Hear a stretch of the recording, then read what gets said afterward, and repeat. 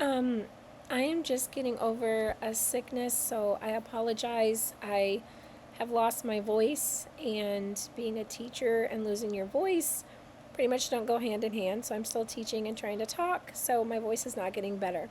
But with that being said, I have to go with what God gave me and make the best of it.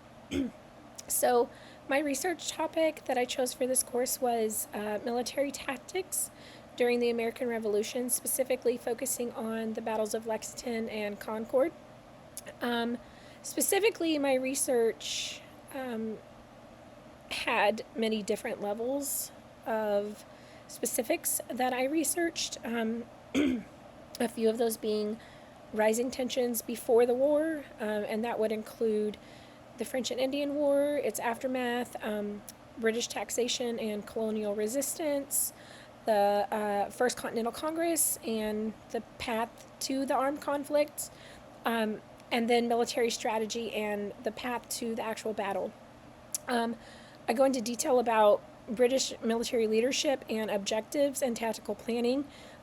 Military leadership on the British side was General Thomas Gage and Lieutenant Colonel Francis Smith. I go into detail about Paul Revere's Ride and how that ultimately led to the loss of the British surprise. Specifically, I go into the battles of Lexington and Concord with emphasis on the first shot that was shot on Lexington Green, the British movements and formations. It really interests me to go into military tactics. My minor in undergrad was actually military history, so I really enjoy learning all about strategies, movements, formations, things like that. So that is what kind of piqued my interest to do this research. Additionally, colonial militia, their response and engagement at Concord, and then contrasting the British and colonial military tactics. Obviously, the aftermath and the path to revolution, and then its impact on British and colonial forces, and ultimately how Lexington and Concord set the stage for war. My findings start with the obvious that the battles of Lexington and Concord occurred on April 19th, 1775, which marked the beginning of the American Revolutionary War. This was essentially the start of open conflict.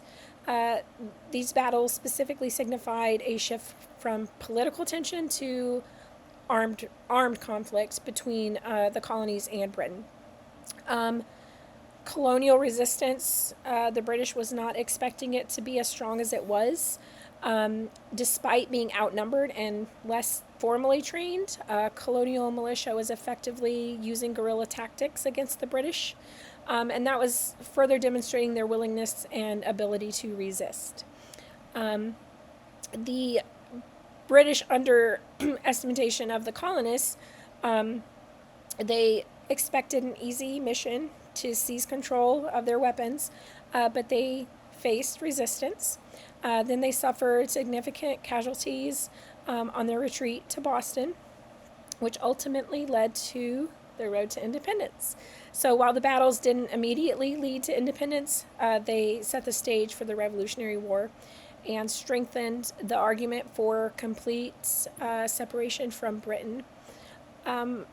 I hope you hung in there with me with my voice. This is normally longer, my video discussions, but I appreciate you. Thank you for listening.